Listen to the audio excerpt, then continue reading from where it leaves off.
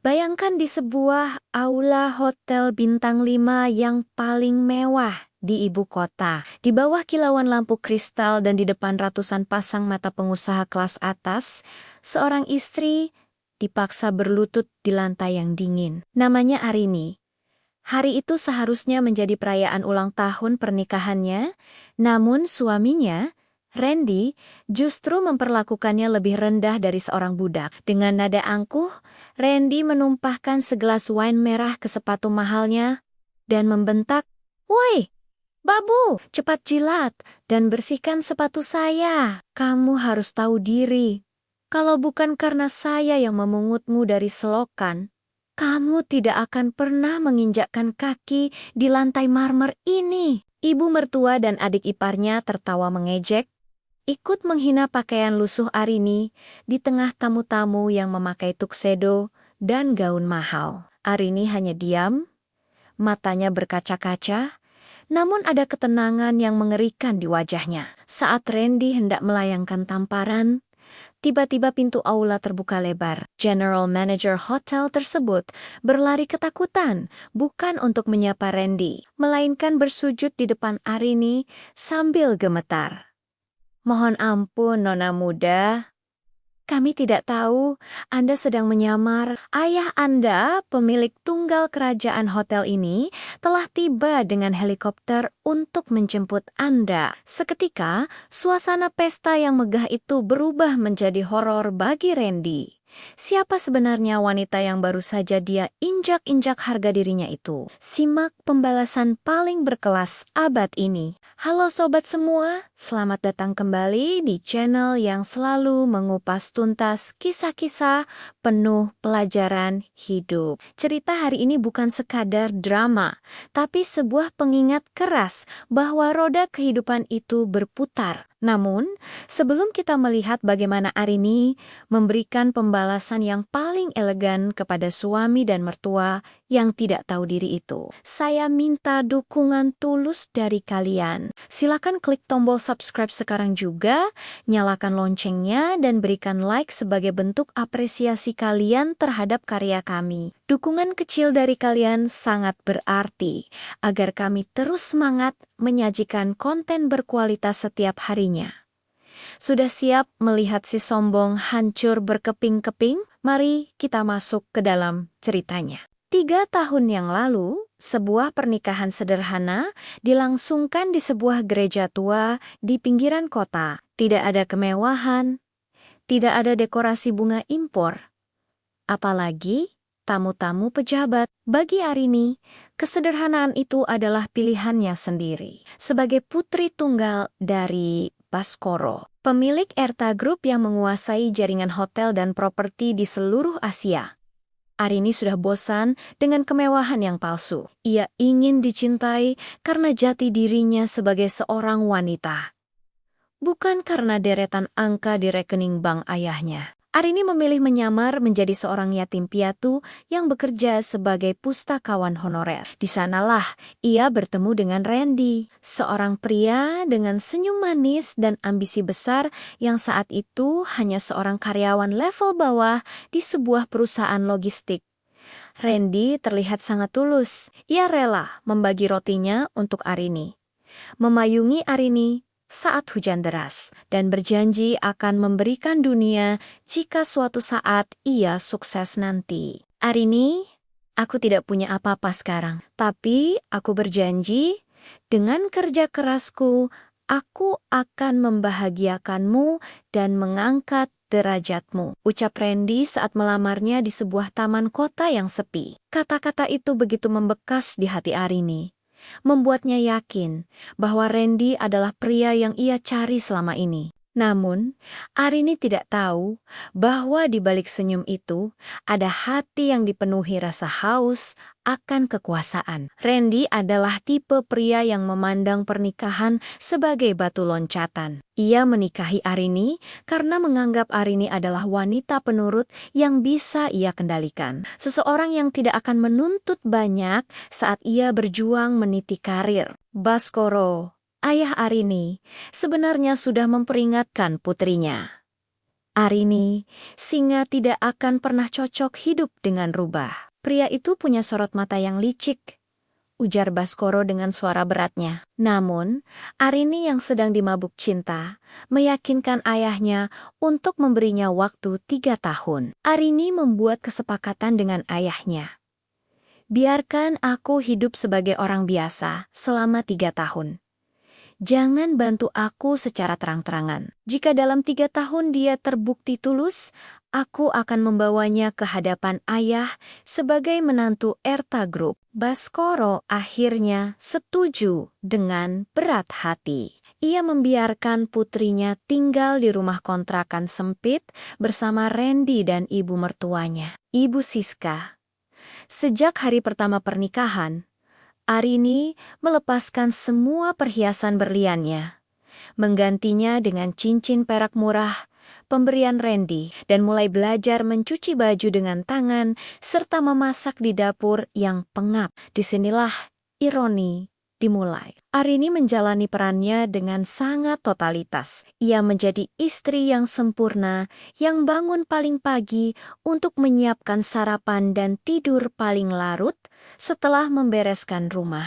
Ia mengira pengorbanannya adalah bentuk pengabdian cinta. Padahal, tanpa Arini sadari, ia baru saja menyerahkan dirinya ke dalam sangkar singa yang siap menerkamnya begitu mereka merasa sudah berada di atas angin. Cinta yang Arini banggakan ternyata hanyalah sebuah investasi bagi Randy dan bagi Ibu Siska. Arini hanyalah tenaga kerja gratis yang bisa diperintah sesuka hati. Babak baru penderitaan Arini pun dimulai di bawah atap rumah yang ia anggap sebagai istana cinta. Namun sebenarnya adalah penjara bagi harga dirinya. Waktu terus berjalan dan janji manis Randy perlahan menguap bersama dengan naiknya posisi jabatan pria itu di kantornya. Apa yang tidak diketahui Randy adalah bahwa setiap kenaikan pangkat yang ia dapatkan, setiap bonus besar yang masuk ke rekeningnya, dan setiap proyek yang berhasil ia menangkan, semuanya adalah campur tangan rahasia dari jaringan bisnis ayah Arini. Baskoro diam-diam mengawasi dari bayang-bayang, memberikan karpet merah bagi Randy semati mata karena ia ingin melihat apakah menantunya itu akan tetap membumi atau justru menjadi lupa diri. Sayangnya, opsi keduanya lah yang terjadi. Begitu Randy menjabat sebagai manajer pemasaran, sifat aslinya yang arogan meledak keluar. Rumah kontrakan sempit kini berganti menjadi rumah mewah di kawasan elit. Namun, bagi Arini, rumah itu bukanlah istana, melainkan penjara dingin tempat harga dirinya perlahan dikuliti. Di rumah itu, Arini tidak lagi dianggap sebagai istri, melainkan diperlakukan seperti pelayan tak bergaji oleh Ibu Siska, sang mertua, dan Maya, adik iparnya yang sangat manja. Arini, mana kopi saya? Kamu ini kerjanya apa saja sih? Bangun jam 5 pagi, tapi lantai masih berdebu, teriak Ibu Siska setiap pagi. Sengaja menumpahkan kopi ke lantai agar Arini harus mengepel ulang sambil berlutut. Ibu Siska, yang dulunya hanya seorang ibu rumah tangga biasa, kini merasa seperti ratu jagat raya karena kesuksesan anaknya. Ia seringkali menghina latar belakang Arini yang dianggapnya hanya yatim piatu miskin yang beruntung bisa dinikahi oleh putranya yang hebat. Maya, sang adik ipar, tidak kalah kejam. Ia seringkali mengambil uang belanja Arini untuk membeli tas mewah, lalu menuduh Arini lalai mengelola keuangan saat Randy pulang. Mas Randy, lihat deh istrimu. Masa uang 1 juta sudah habis dalam 2 hari? Mungkin dia diam-diam mengirim uang itu ke panti asuhannya yang dulu. Fitnah Maya dengan wajah polos yang mematikan. Randy, yang dulu memuja Arini, kini berubah menjadi hakim yang tidak pernah mau mendengar pembelaan. Setiap kali Arini mencoba mengadu tentang perlakuan ibu dan adiknya, Randy hanya akan membentak, "Diam, Arini! Ibu dan Maya itu keluargaku. Kamu seharusnya bersyukur bisa tinggal di rumah sebagus ini. Kalau bukan karena aku, kamu mungkin masih makan nasi garam di pinggir jalan. Jangan banyak mengeluh.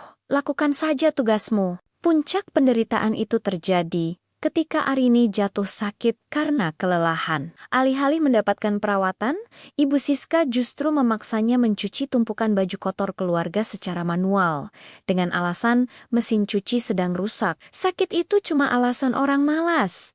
Cepat kerjakan, atau kamu tidak usah makan malam ini, ancam mertuanya. Arini seringkali menangis dalam diam di sudut dapur, menatap cincin perak murah di jarinya yang kini mulai menghitam. Ia teringat ayahnya. Ia teringat kehidupan mewahnya yang dulu ia tinggalkan demi pria yang kini menginjak-injaknya. Namun, Arini adalah wanita yang teguh pada janji. Ia menahan segalanya. Ia ingin melihat sejauh mana topeng Randy akan bertahan. Ia menunggu saat yang tepat, saat di mana kesabaran itu akan berubah menjadi badai yang akan menghancurkan kesombongan keluarga tersebut. 3 tahun hampir usai, dan Arini tahu, waktu untuk mengakhiri sandiwara ini sudah sangat dekat. Pagi itu, suasana di rumah mewah Randy terasa sangat sibuk. Randy baru saja mendapatkan promosi jabatan sebagai direktur pemasaran di perusahaannya. Sebuah pencapaian yang ia yakini murni karena kecemerlangan otaknya, tanpa menyadari bahwa ayahnya, Arinilah yang menggerakkan pion-pion payon bisnis di balik layar untuk merayakan kesuksesan itu. Sekaligus merayakan ulang tahun pernikahan mereka yang ketiga, Randy memutuskan untuk menggelar pesta besar-besaran. Kita akan merayakannya di Hotel Grand Royal, ucap Randy sombong di meja makan. Itu adalah hotel paling mewah di kota ini. Hanya orang-orang kelas atas yang bisa menginjakan kaki di sana. Aku ingin kolega bisnisku tahu bahwa Randy Pratama sudah tiba di puncak kesuksesan. Mendengar nama Hotel Grand Royal, jantung Arini berdegup kencang. Itu adalah salah satu permata mahkota dalam portofolio bisnis ayahnya. Ia sangat mengenal setiap sudut bangunan itu. Ia tumbuh besar di sana, mengenal setiap pelayan, dan bahkan dialah yang memilih desain interior lobi yang megah itu. Namun, Arini tetap diam, menyembunyikan keterkejutannya di balik wajah lelahnya. Ibu Siska dan Maya berteriak kegirangan. "Oh, Randy, ibu ingin memakai gaun sutra terbaik. Kita harus terlihat seperti keluarga bangsawan," seru Ibu Siska. Maya menimpali. "Dan Mas, pastikan si Arini tidak memalukan kita di sana. Lihat saja penampilannya. Seperti gembel." Randy menatap Arini dengan pandangan merendahkan. "Arini, kamu tidak usah bermimpi memakai gaun mahal. Aku tidak akan membuang-buang uang untuk mendandanimu. Lagi pula, kamu tidak akan duduk di kursi tamu. Aku sudah mengatur agar kamu masuk lewat pintu belakang sebagai staf tambahan. Kamu akan membantu menyiapkan makanan dan melayani tamu-tamuku. Itu jauh lebih berguna daripada kamu hanya duduk diam memalukan namaku." Hati Arini terasa seperti disayat sembilu. Suaminya sendiri, pria yang dulu berjanji akan menjadikannya ratu, kini memintanya menjadi pelayan di hotel miliknya sendiri. "Randy, ini ulang tahun pernikahan kita yang ketiga. Kenapa aku harus bekerja sebagai pelayan?" tanya Arini dengan suara bergetar. "Jangan membantah," bentak Randy sambil menggebrak meja. "Kamu harus tahu diri. Hotel itu tempat berkelas, dan kamu tidak punya kelas sama sekali. Anggap saja ini caramu berterima kasih karena aku masih mau mengakuimu sebagai istri di atas kertas." Arini menarik napas dalam-dalam, menelan harga dirinya yang hancur. Ia teringat pesan ayahnya bahwa masa penyamarannya akan berakhir tepat di hari ulang tahun pernikahannya yang ketiga. "Baik Randy, aku akan datang ke Grand Royal," ucap Arini lirih, namun dengan sorot mata yang mulai berubah tajam. Sepanjang perjalanan menuju hotel, Arini hanya menatap keluar jendela. Ia melihat gedung pencakar langit milik ayahnya yang berdiri kokoh. Randy, Ibu Siska, dan Maya terus tertawa di dalam mobil, membayangkan betapa hebatnya mereka akan terlihat di depan para tamu. Mereka tidak tahu bahwa mereka sedang menuju ke kandang singa yang sebenarnya. Mereka tidak sadar bahwa di hotel itu, Arini bukan sekadar pelayan yang bisa mereka injak, melainkan pemilik sah yang memegang kunci nasib mereka semua. Panggung sudah disiapkan, dan Arini siap memainkan peran terakhirnya sebelum topeng itu dibuka selamanya. Malam itu, pelataran Hotel Grand Royal disesaki mobil-mobil mewah. Karpet merah membentang luas, menyambut para pengusaha dan sosialita yang hadir untuk merayakan kesuksesan Randy Pratama.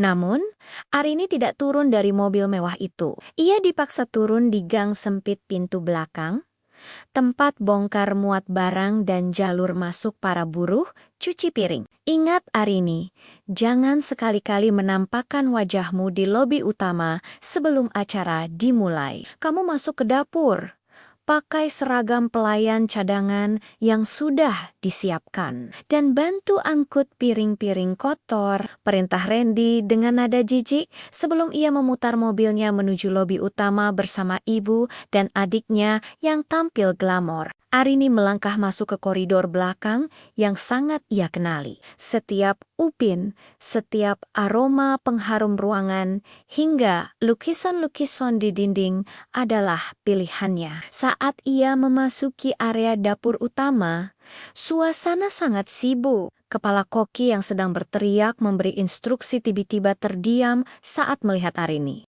Nona, suara Pak Damar, kepala koki senior yang sudah bekerja untuk keluarga Erta selama 20 tahun, bergetar. Ia mengenali sorot mata tenang, namun berwibawa itu meskipun Arini mengenakan pakaian pelayan yang kusam. Arini segera meletakkan jari telunjuk di bibirnya, memberi isyarat agar Pak Damar diam. Saya di sini untuk membantu. Pak Damar, tolong perlakukan saya seperti staf biasa untuk beberapa jam ke depan, bisik Arini lirih.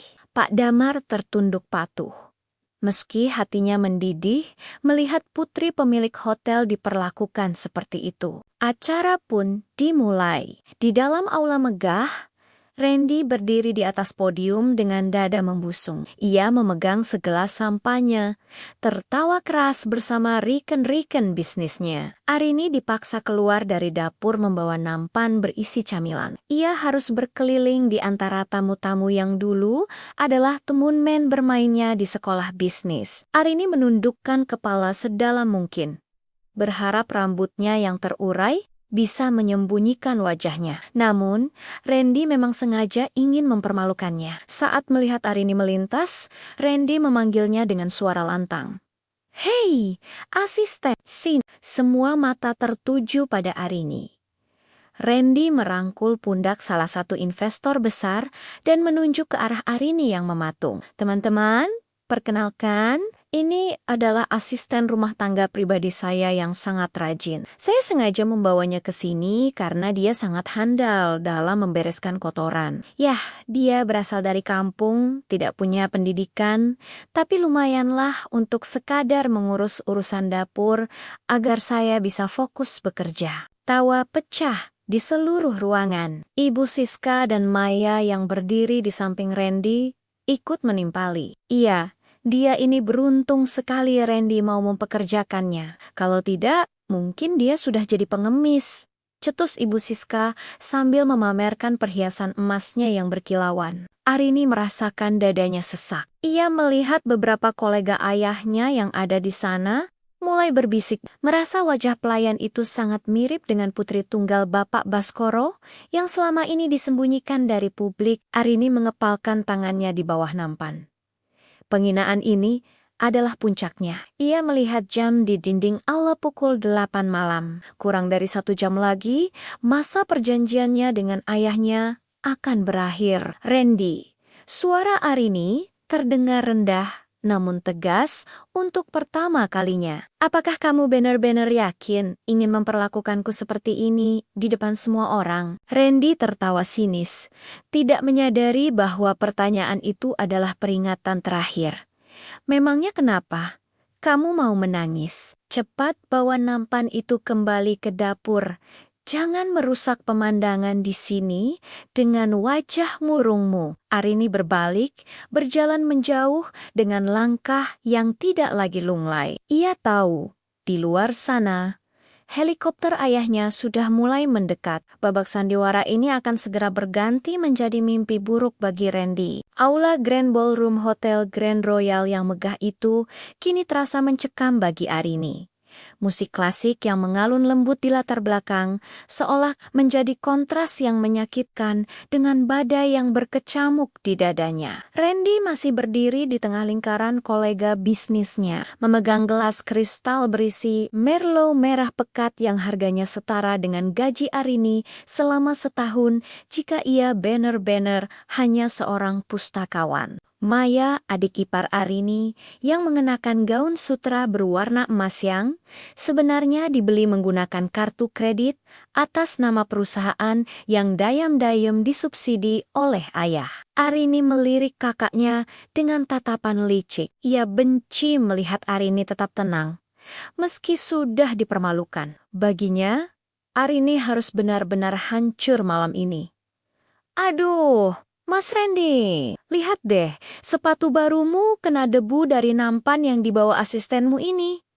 Seru Maya dengan suara nyaring yang sengaja menarik perhatian tamu-tamu di sekitar mereka. Randy menunduk, melihat sepatu pantofel kulit buatan Italia miliknya. Sebenarnya tidak ada debu di sana.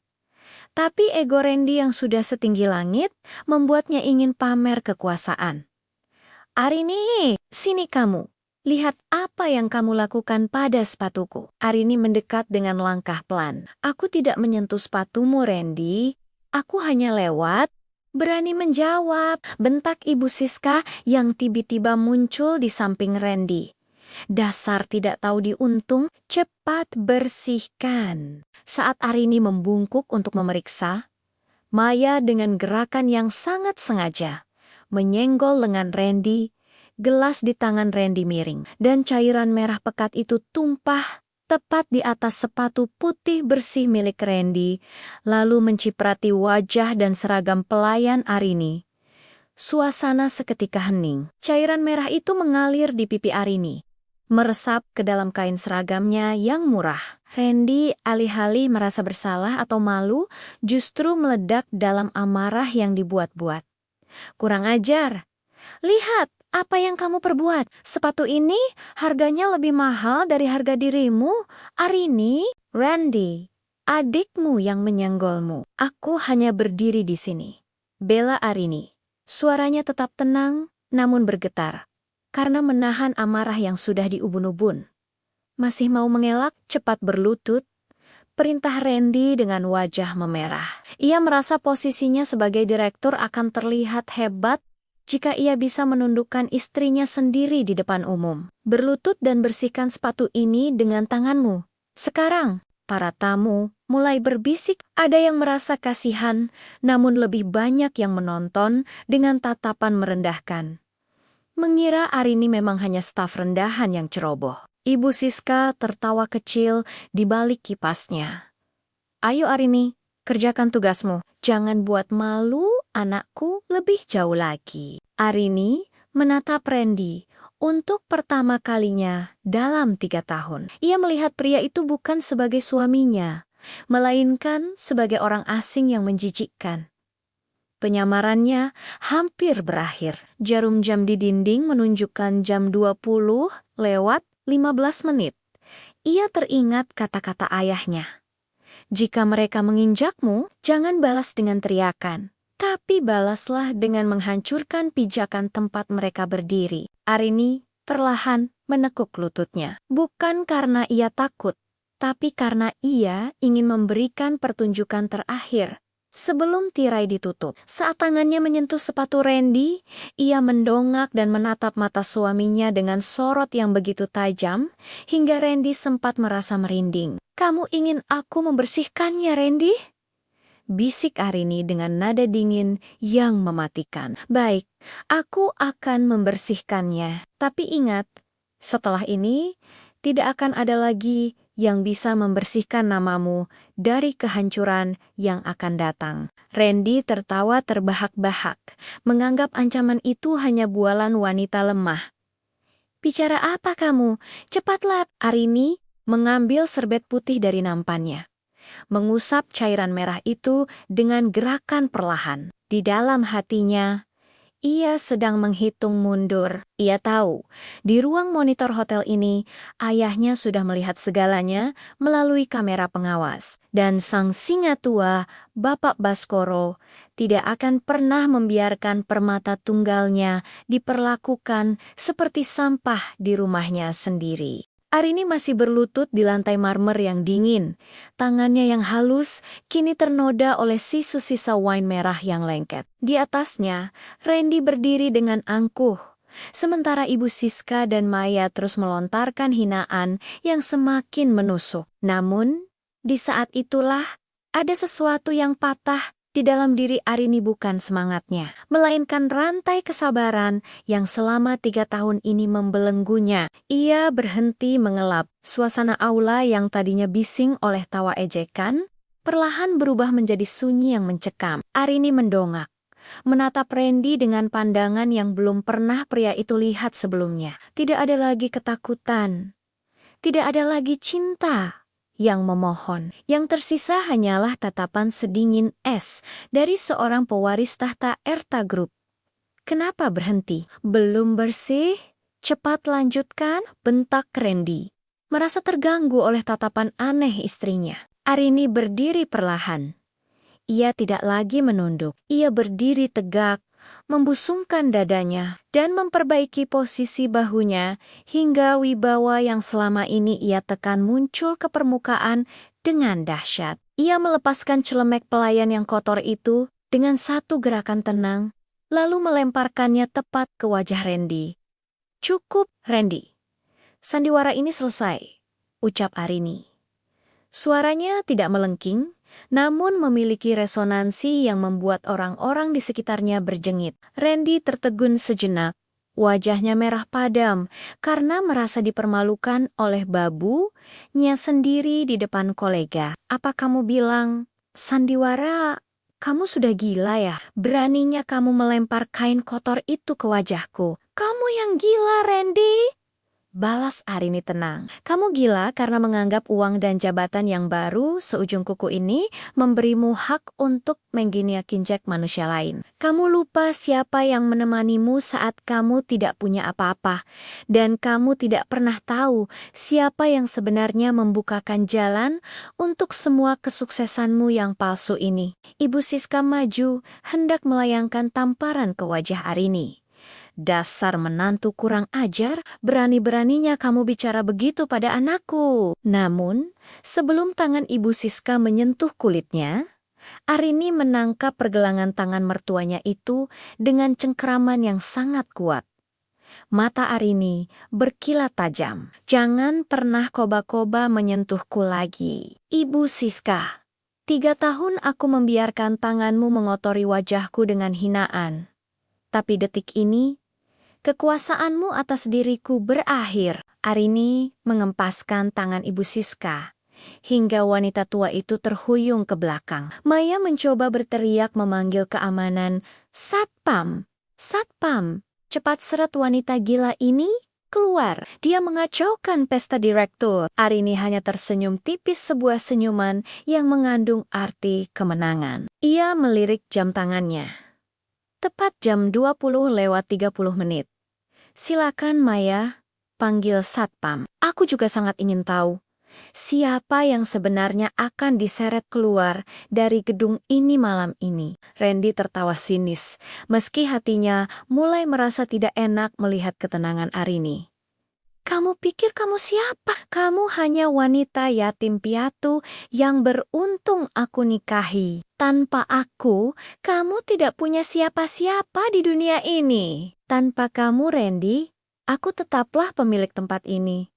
Ucap Arini lirih, namun tajam. Pada saat itu, suara deru helikopter yang sangat keras terdengar dari atap hotel. Angin kencang mengguncang koke-koka besar Grand Ballroom. Lampu aula mendadak berkedip, dan perhatian semua tamu teralihkan ke arah pintu masuk utama. Arini menarik napas dalam, membuang cincin perak murah dari jarinya ke lantai, tepat di depan sepatu Randy yang masih kotor. Itulah simbol terakhir dari hubungannya yang telah mati. Keheningan yang mencekam menyelimuti Grand Ballroom. Suara napas Randy yang memburu karena amarah terdengar jelas di antara bisik-bisik tamu yang bingung. Di lantai, cincin perak murah itu tergeletak tak berharga, sama seperti martabat Randy yang sebentar lagi akan runtuh. Randy baru saja hendak memerintahkan satpam untuk menyeret Arini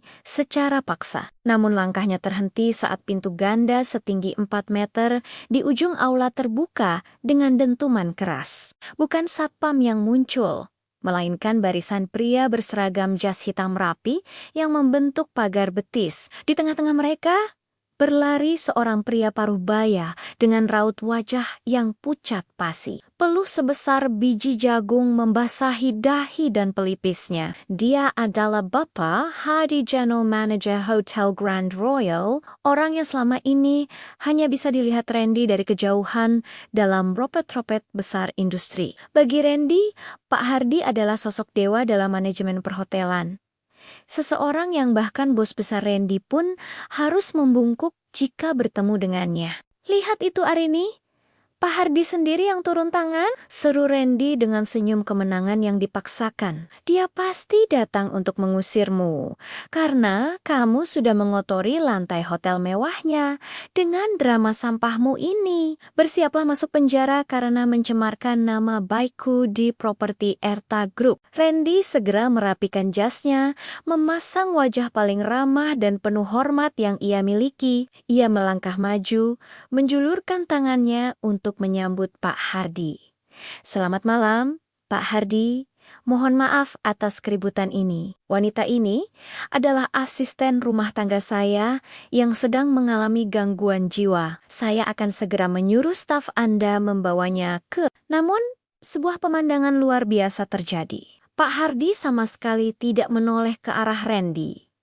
Tangan Randy yang terjulur dibiarkan menggantung di udara begitu saja, dengan langkah yang hampir tersandung karena terburu-buru. Pak Hardy melewati Randy dan langsung menuju ke arah Arini yang berdiri dengan tenang di tengah genangan wine merah. Di hadapan ratusan pasang mata yang terbelalak, Pak Hardy, sang penguasa hotel tersebut, tiba-tiba membungkukkan tubuhnya hingga hampir 90 derajat. Suaranya yang bergetar karena ketakutan terdengar jelas di seluruh penjuru ruangan. Melalui mikrofon yang masih menyala di podium, mohon ampun yang sebesar-besarnya, Nona muda Arini. Saya benar-benar lalai.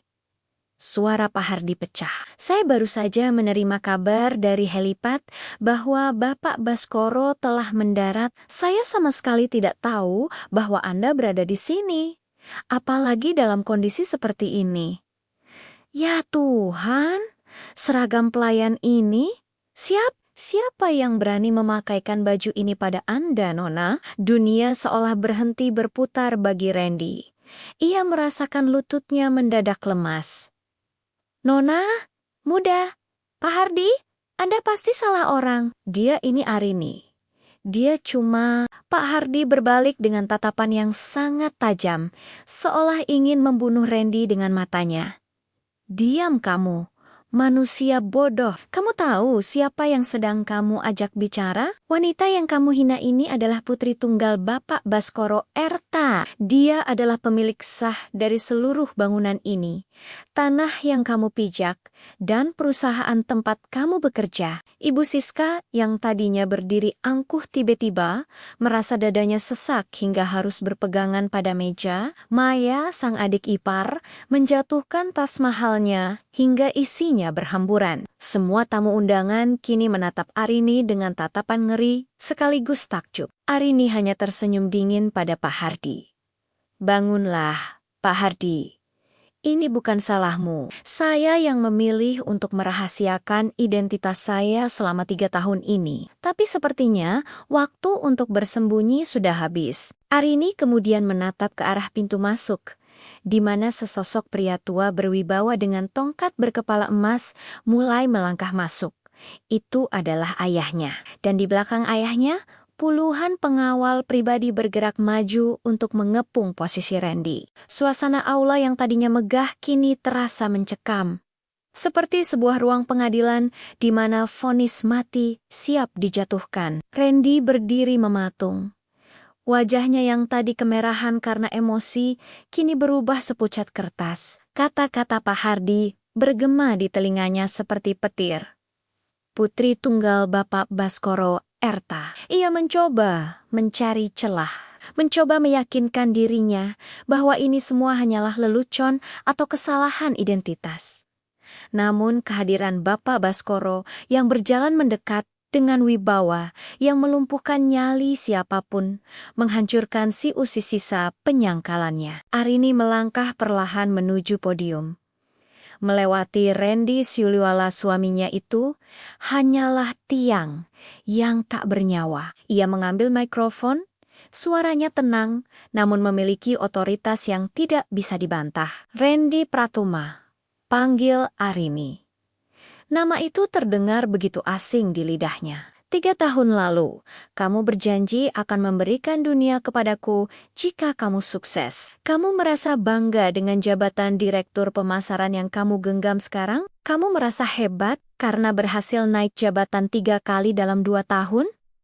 Randy menelan ludah dengan susah payah. "Arini, aku bisa jelaskan." "Tidak perlu," potong Arini tajam. "Biarkan aku yang menjelaskan kepada semua orang di sini bagaimana seorang pria dengan kemampuan rata-rata sepertimu bisa melesat begitu cepat. Apakah kamu benar-benar percaya bahwa perusahaan sebesar logistik Pratama akan mempromosikan manajer tingkat bawah menjadi direktur hanya karena presentasi yang payah?" Arini memberi isyarat kepada staf IT hotel. Seketika, layar raksasa di belakang podium yang tadinya menampilkan foto kemesraan palsu pernikahan mereka berubah menjadi deretan dokumen digital. "Lihat layar itu, Randy.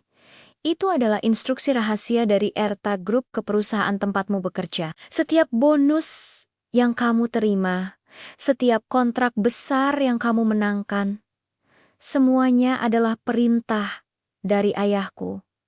Aku yang memintanya. Aku ingin memastikan bahwa pria yang aku cintai memiliki jalan hidup yang mudah agar dia punya waktu untuk mencintaiku." Seluruh tamu undangan berbisik heboh. Beberapa rekan bisnis Randy yang ada di sana tampak terkejut, menyadari bahwa selama ini mereka bekerja sama dengan Randy hanya karena instruksi dari Erta Group. "Kamu bukan direktur yang hebat, Randy. Kamu hanyalah sebuah proyek eksperimen dari seorang putri yang terlalu naif," lanjut Arini. Matanya kini berkokek-kokoka namun bukan karena sedih, melainkan karena amarah yang terpendam. "Setiap rupiah yang kamu gunakan untuk membeli rumah mewah, mobil sport, dan perhiasan untuk ibu dan adikmu, semuanya berasal dari pundi-pandi keluargaku. Dan ironisnya, kamu menggunakan uang dari ayahku untuk merendahkan putrinya sendiri." Ibu Siska yang mendengar itu merasa dunianya runtuh. Perhiasan emas yang melingkar di lehernya kini terasa seperti jerat yang mencekik. Maya, yang selama ini sombong dengan uang hasil kerja keras kakaknya, kini tertunduk malu, tak berani menatap satupun tamu yang ada di sana. Randy jatuh terduduk di lantai. Kesombongannya hancur berkeping-keping. Ia menyadari bahwa selama ini ia hanyalah boneka yang diputar oleh wanita yang ia panggil Babu. Kekuasaan yang ia banggakan ternyata hanyalah fata morgana yang diberikan oleh istri yang ia siksa. Malam ini, Randy, suara Arini merendah namun sangat dingin. Semua dukungan itu berakhir. Eksperimen ini gagal total. Kamu ingin menjadi direktur? Silakan, mulailah dari nol, tanpa pengaruh Erta Group, dan tanpa aku di sisimu. Hening, aula yang tadinya dipenuhi tawa angkuh, kini berubah menjadi kuburan bagi harga diri keluarga. Randy, kata-kata Arini di atas podium tadi bukan sekadar ucapan, melainkan vonis mati bagi masa depan mereka. Ibu Siska, yang beberapa menit lalu hampir menampar Arini, kini gemetar hebat. Jantungnya berdegup kencang, hingga ia merasa bisa pingsan kapan saja. Begitu menyadari bahwa wanita yang mereka injak-injak adalah pemilik hotel ini, sikap Ibu Siska berubah secepat kilat. Dengan wajah yang dipaksakan tersenyum, meski bibirnya bergetar, ia berlari kecil mendekati Arini. Arini, sayang, kamu dengarkan tadi, ibu hanya bercanda. Kamu tahu kan, ibu ini orangnya suka melucu. Itu tadi hanya latihan mental untukmu, nak, agar kamu siap menjadi istri orang hebat. Ibu Siska mencoba menyentuh tangan Arini, namun Arini menarik tangannya dengan jijik. Latihan mental, Ibu Siska, memaksa saya mencuci baju dengan tangan sampai kuku saya berdarah saat saya demam. Apakah itu juga bagian dari lelucon Anda? Maya, sang adik ipar yang tadi paling nyaring menghina, kini ikut merangkak, mendekat. Wajahnya yang penuh riasan mahal kini luntur oleh air mata ketakutan. Kak Arini, maafkan Maya. Maya hilaf tas-tas mewah ini. Ambil saja semuanya. Mas Randy yang menyuruhku bersikap kasar padamu. Tolong jangan usir kami, Kak. Randy, yang masih terduduk di lantai, mencoba bangkit dengan kaki yang lemas. Ia merangkak menuju kaki Arini di depan ratusan tamu yang kini menatapnya dengan pandangan paling rendah yang pernah ada. Arini sayang, aku hilaf. Aku dibutakan oleh jabatan. Tapi kita ini suami istri. Ingat, janji suci kita di depan Tuhan. Kamu tidak mungkin menghancurkan suamimu sendiri, kan? Melihat pemandangan memuakan itu, Bapak Baskoro melangkah maju. Suara ketukan tongkat emasnya di lantai marmer terdengar seperti lonceng kematian. Suami istri? Tanya Bapak Baskoro dengan suara menggelegar. Pria yang membiarkan putrinya berlutut mengelap sepatu di depan umum tidak layak menyebut dirinya suami. Kamu hanyalah parasit yang tidak tahu diri. Randy, ayah, tolong. Randy mencoba memegang ujung celana Bapak Baskoro, namun para pengawal segera menepisnya dengan kasar. Aku mencintai Arini. Aku benar-benar mencintainya. Cinta, Arini tertawa. Sebuah tawa getir yang menyayat hati. Cintamu hanya ada saat kamu merasa di atas, Randy. Saat kamu merasa punya segalanya. Cintamu berubah jadi cambuk untukku. Sekarang, saat kamu tahu siapa aku, cintamu berubah jadi jilatan yang menjijikkan. Kamu tidak mencintaiku. Kamu hanya mencintai status yang melekat pada namaku. Kepanikan keluarga itu semakin mania di JD saat mereka melihat beberapa pria berseragam dinas kepolisian dan petugas pajak masuk ke dalam aula. Ada apa ini? Teriak Ibu Siska histeris. Pak Hardy, sang general manager memberikan laporan singkat. Nona Arini, sesuai instruksi Anda sebelumnya, kami telah mengaudit semua dana yang digunakan Randy Pratama. Ditemukan indikasi penggelapan dana perusahaan yang dialirkan ke rekening pribadi Ibu Siska dan Maya. Mereka menggunakan uang operasional perusahaan untuk gaya hidup mewah mereka. Wajah Maya menjadi pucat pasi. Tidak, itu uang Mas Randy. Uang Mas Randy adalah uang ayahku. sahut Arini dingin. Dan setiap rupiah yang kalian curi harus dikembalikan. Jika tidak, kalian tahu kemana tempat bagi para pencuri. Ibu Siska bersujud di lantai, menangis histeris sambil memukul-mukul dadanya sendiri. Arini, ampuni ibu, kami akan pindah ke rumah kecil lagi. Tapi tolong, jangan penjarakan kami. Pesta yang seharusnya menjadi puncak kejayaan Randy, kini benar-benar berubah menjadi panggung kehinaan. Mereka yang tadinya merasa seperti dewa, kini meratap di kaki wanita yang mereka sebut babu. Namun, hati Arini sudah membeku. Ia tidak lagi melihat mereka sebagai keluarga, melainkan sebagai noda yang harus segera dibersihkan dari hidupnya. Derap langkah Bapak Baskoro bukan sekadar suara kaki yang menyentuh lantai. Setiap ketukan tongkat emasnya di atas marmer Hotel Sioliola adalah detak jantung yang menentukan hidup dan mati karier setiap orang di ruangan itu. Seluruh tamu undangan yang terdiri dari jajaran direksi dan pengusaha papan atas berdiri secara spontan. Mereka bukan hanya menghormati kekayaannya, tetapi takut akan kekuasaannya yang mampu meruntuhkan sebuah perusahaan hanya dengan satu jentikan jari. Bapak Baskoro berhenti tepat di depan Randy yang masih bersimpuh. Ia tidak memandang Randy dengan kemarahan yang meluap-luap. Sebaliknya, ia memandang Randy dengan tatapan kosong, seolah Randy hanyalah sebutir debu yang tidak sengaja menempel di sepatunya.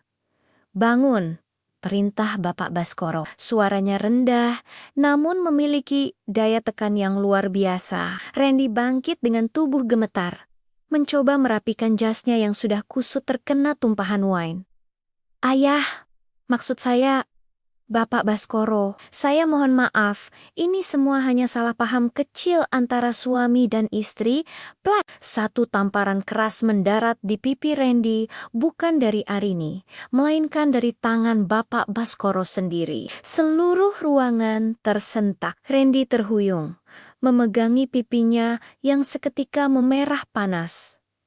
Jangan pernah panggil aku ayah, mulutmu terlalu kotor untuk mengucapkan kata itu, ucap Bapak Baskoro dingin. Ia kemudian mengambil sapu tangan sutra dari saku jasnya, mengusap tangannya yang baru saja menyentuh wajah Randy, lalu membuang sapu tangan itu ke lantai Sioliola.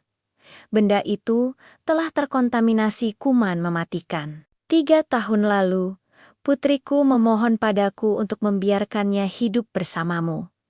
Dia bilang, kamu adalah pria yang jujur. Dia bilang, kamu adalah pria yang mencintainya tanpa syarat. Aku memberimu kesempatan bukan karena aku percaya padamu, tapi karena aku mempercayai pilihan putriku. Bapak Baskoro menoleh ke arah Arini. Matanya melembut sesaat, penuh rasa bersalah karena membiarkan putrinya menderita. Tapi apa yang kamu lakukan? Suara Bapak Baskoro kembali mengeras. Kamu membiarkannya mencuci lantai sementara kamu berpesta? Kamu membiarkan wanita-wanita ini, ia menunjuk Ibu Siska dan Maya dengan ujung tongkatnya, menghinanya sebagai yatim piatu miskin. Ketahuilah, Randy, setiap tetes air mata yang jatuh dari mata putriku adalah satu paku di peti mati kariermu.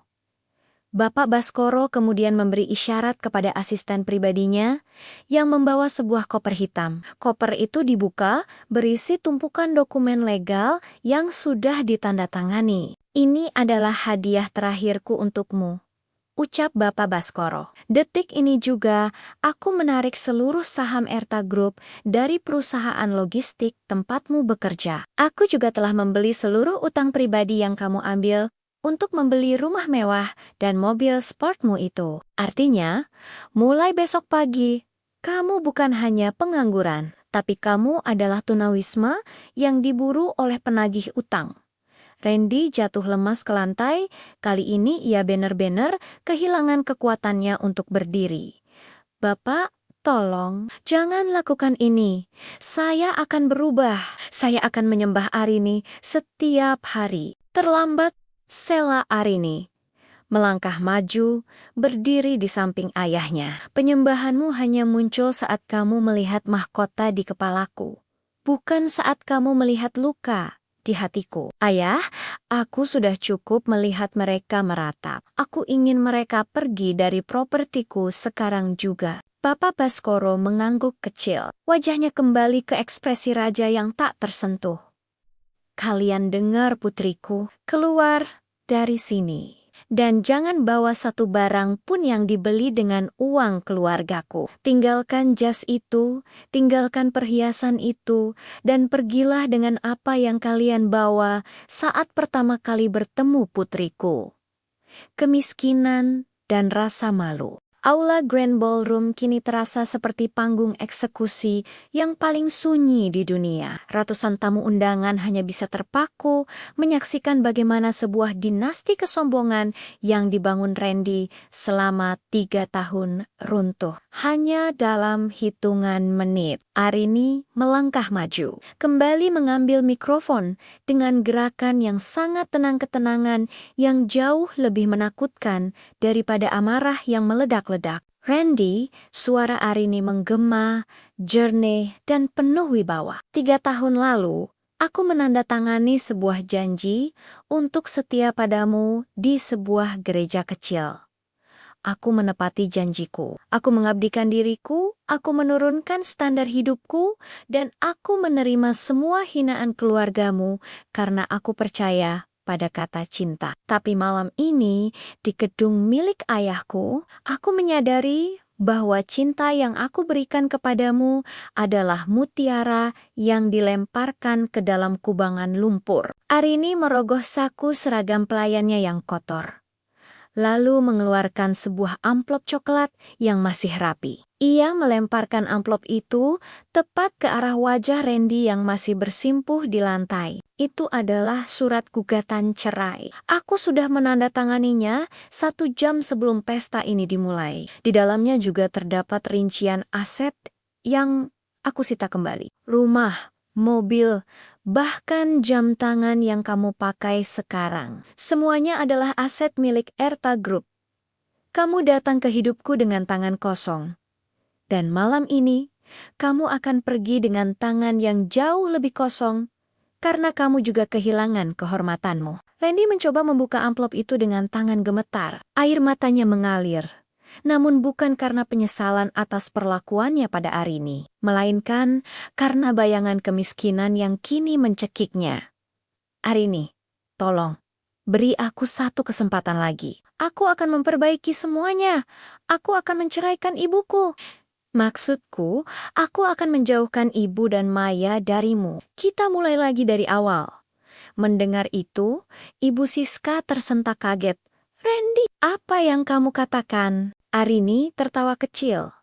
Tawa yang penuh dengan penghinaan. Lihat itu, ayah. Pria yang dulu aku banggakan, sekarang bersedia membuang ibunya sendiri hanya untuk mempertahankan hartaku. Randy, kamu benar-benar menjijikkan. Arini kemudian berbalik menghadap seluruh tamu undangan, termasuk para petinggi perusahaan dan media yang dayam-dayam merekam kejadian itu. Kepada semua rekan bisnis yang hadir malam ini, saya, Arini Baskoro Erta, secara resmi mengumumkan pengambilalihan kendali penuh atas anak perusahaan di mana Randy Pratama bekerja. Mulai besok, seluruh kontrak yang ditandatangani oleh pria ini akan ditinjau ulang. Erta Group tidak akan bekerja sama dengan pengkhianat dan orang yang tidak memiliki moral. Pernyataan itu adalah paku terakhir di peti mati karier Randy. Para pengusaha yang tadinya berebut menjabat tangan Randy, kini melangkah mundur seolah-olah Randy adalah wabah penyakit. Pak Hardy, panggil Arini pada General Manager Hotel. Siap, Nona Muda?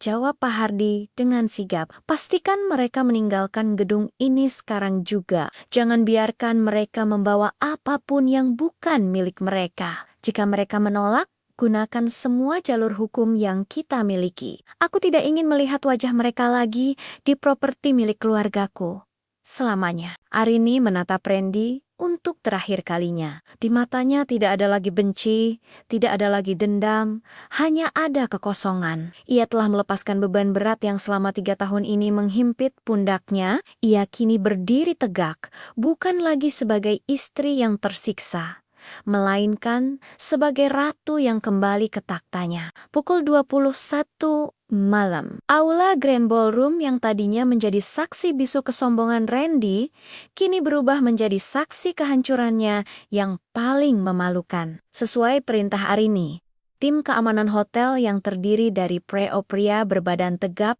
dengan seragam hitam taktis mulai merapat. Mereka membentuk barisan, mengepung Randy, Ibu Siska, dan Maya yang masih meratap di lantai. Tuan Randy, Nyonya Siska, Nona Maya, suara Pak Hardi terdengar tanpa kompromi. Silakan berdiri dan melangkah keluar sekarang juga. Jika tidak, kami terpaksa melakukan tindakan fisik. Randy mencoba berdiri, namun kakinya seolah tidak bertulang. Ia menatap ke sekeliling aula, berharap ada satu saja rekan bisnisnya yang mau membela. Namun, semua orang memalingkan wajah. Mereka yang tadi memuji-muji, Randy kini sibuk mengambil foto dan merekam momen kehancuran itu dengan ponsel mereka. Randy Pratama, sang direktur muda yang cemerlang, kini hanyalah tontonan memuaskan di media sosial.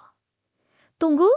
Tas ini milikku, teriak Maya saat seorang petugas keamanan mencoba mengambil tas bermerek seharga ratusan juta dari tangannya. Aku membelinya dengan uang pemberian Mas Randy. Uang yang diambil dari anggaran operasional perusahaan kami, Nona, sela Pak Hardi, sambil menunjukkan bukti transfer di tabletnya. Sesuai hukum, barang ini adalah aset yang disita. Lepaskan sekarang, atau kami akan melaporkan ini sebagai pencurian tambahan dengan paksa. Petugas mengambil tas Maya, perhiasan emas di leher Ibu Siska, hingga jam tangan Rolex yang melingkar di pergelangan tangan Randy. Mereka ditelanjangi dari segala kemewahan yang bukan milik mereka. Ibu Siska meraung-raung, ini tidak adil. Arini, kamu kejam, kamu menantu durhaka. Arini, yang berdiri di samping ayahnya, hanya menatap mereka dengan tatapan datar. Kejam adalah saat ibu membiarkan aku kelaparan di rumah, sementara ibu berpesta di restoran mewah dengan uangku. Durhaka adalah saat ibu menghina ayahku tanpa tahu bahwa dialah yang memberi ibu makan selama ini. Sekarang, silakan pergi. Petugas keamanan mulai menyeret mereka bertiga. Mereka tidak dibawa melalui pintu lobi utama yang megah, melainkan didorong keluar melalui pintu samping yang langsung menuju area parkir luar yang gelap dan mulai diguyur hujan gerimis. Saat mereka tiba di luar, gerbang besi Hotel Grand Royal tertutup rapat dengan dentuman keras. Randy, yang hanya mengenakan kemeja tipis tanpa jas mahal lagi, tersungkur di aspal yang basah. Di sampingnya, Ibu Siska dan Maya menangis terseduh-seduh, menyadari bahwa mereka tidak punya kendaraan untuk pulang. Mobil mewah mereka sudah dikunci secara otomatis oleh sistem GPS perusahaan. Mas, bagaimana ini? Kita pulang pakai apa? Aku kedinginan, rengek Maya, yang kini hanya memakai gaun tanpa perhiasan sama sekali. Randy tidak menjawab. Ia menatap ke arah balkon lantai atas hotel, di mana ia bisa melihat bayangan Arini berdiri tegak di bawah cahaya lampu kristal yang terang benderang. 3 tahun sandiwara cinta Arini berakhir dengan kenyataan pahit bahwa Randy hanyalah seorang figuran yang gagal. Di lobi hotel, suara tawa para tamu kembali terdengar. Namun kali ini bukan untuk Randy.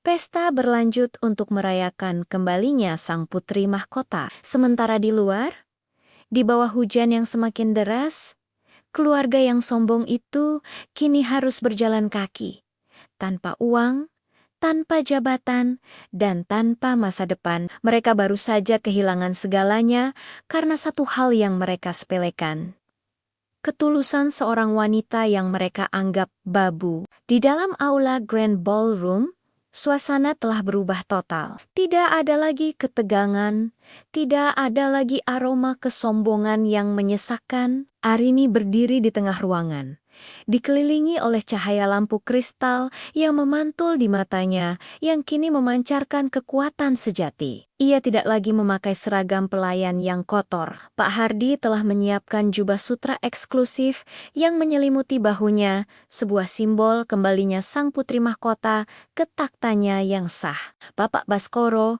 mendekati putrinya, merangkul pundaknya dengan bangga. 3 tahun yang berat. Arini, ayah minta maaf karena membiarkanmu menjalani semua ini sendirian. Bisik sang raja properti itu dengan suara yang serak karena emosi. Arini tersenyum. Kali ini senyumannya tulus dan penuh kedamaian. Tidak, ayah. 3 tahun ini adalah sekolah terbaik bagiku. Aku belajar membedakan mana emas murni dan mana besi berkarat yang dipoles. Aku belajar bahwa kesabaran bukan berarti kelemahan. Dan kebaikan harus memiliki batas agar tidak diinjak-injak. Malam itu juga, di hadapan para tokoh paling berpengaruh di kota, Bob Baskoro secara resmi menyerahkan tongkat estafet kepemimpinan Erta Group Wilayah Pusat kepada Arini. Pengumuman itu disambut dengan tepuk tangan meriah yang bergemuruh. Arini bukan lagi wanita yang harus bangun pagi untuk menyiapkan sarapan bagi mertua yang kejam. Kini, ribuan karyawan akan bergantung pada keputusannya. Sementara itu, di sudut-sudut gelap kota, nasib Randy, Ibu Siska, dan Maya berakhir dengan sangat tragis. Tanpa koneksi Erta Group, Randy mendapati semua pintu perusahaan tertutup rapat baginya. Namanya telah masuk dalam daftar hitam perbankan dan industri. Rumah mewah mereka disita oleh bank dalam waktu kurang dari seminggu. Ibu Siska, yang terbiasa hidup foya-foya, terpaksa menjual sisa pakaian lamanya di pasar loak demi sesuap nasi. Maya, yang dulu selalu memamerkan tas mewah di media sosial, kini harus menghadapi kenyataan pahit bekerja sebagai buruh pabrik dengan gaji harian untuk menyambung hidup. Randy sering terlihat duduk termenung di depan pagar Hotel Grand Royal dari kejauhan, menatap gedung itu dengan mata yang kosong. Ia telah kehilangan berlian paling berharga demi mengejar debu yang berkilauan. Penyesalannya sudah terlambat. Ia menyadari bahwa cinta Arini adalah satu-satunya hal nyata yang pernah ia miliki. Namun ia sendiri yang menghancurkannya dengan tangan kosong. Arini tidak pernah menoleh ke belakang. Baginya, Randy dan keluarganya hanyalah bab lama yang telah ia tutup dan bakar. Ia kini fokus pada misi kemanusiaan, membangun panti asuhan dan sekolah bagi wanita-wanita yang kurang beruntung, memastikan tidak ada lagi wanita yang harus mengalami penindasan seperti yang ia rasakan. Arini Baskoro Erta telah kembali, bukan sebagai istri dari seorang pengkhianat, melainkan sebagai wanita mandiri yang memegang kendali penuh atas takdirnya sendiri. Ia membuktikan kepada dunia bahwa martabat tidak bisa dibeli dengan harta, dan kekuatan sejati seorang wanita terletak pada kemampuannya untuk bangkit kembali setelah dihancurkan. Sobat semua, kisah Arini adalah tamparan keras bagi siapapun yang merasa bahwa harta dan jabatan memberikan hak untuk menginjak martabat sesama. Kita belajar satu hal penting hari ini. Jangan pernah meremehkan seseorang hanya karena kesederhanaannya. Terkadang, mereka yang diam dan mengalah bukan karena mereka lemah, melainkan karena mereka sedang memberi Anda kesempatan untuk menunjukkan siapa diri Anda yang sebenarnya. Randy kehilangan segalanya bukan karena Arini jahat, tapi karena kesombongannya sendiri yang menutup pintu rezekinya. Ingatlah, roda kehidupan itu berputar sangat cepat. Harta bisa lenyap dalam semalam, jabatan bisa runtuh dalam sekejap. Namun karakter dan cara kita memperlakukan orang lain akan membekas selamanya. Bagi Anda yang mungkin saat ini sedang berada di posisi Arini tertekan dan direndahkan, percayalah bahwa kesabaran yang disertai ketegasan akan membuahkan hasil yang manis. Jangan biarkan siapapun memadamkan cahayamu. Terima kasih banyak telah menonton video ini sampai detik terakhir. Dukungan kalian melalui like, komen, dan share sangat berarti bagi kami untuk terus menyebarkan pesan moral yang bermakna. Apa pendapat kalian tentang pembalasan Arini? Tulis di kolom komentar ya. Jangan lupa klik tombol subscribe bagi yang belum, agar tidak ketinggalan kisah-kisah penuh inspirasi lainnya. Saya pamit undur diri, tetaplah menjadi pribadi yang rendah hati dan jujur. Sampai jumpa di video berikutnya.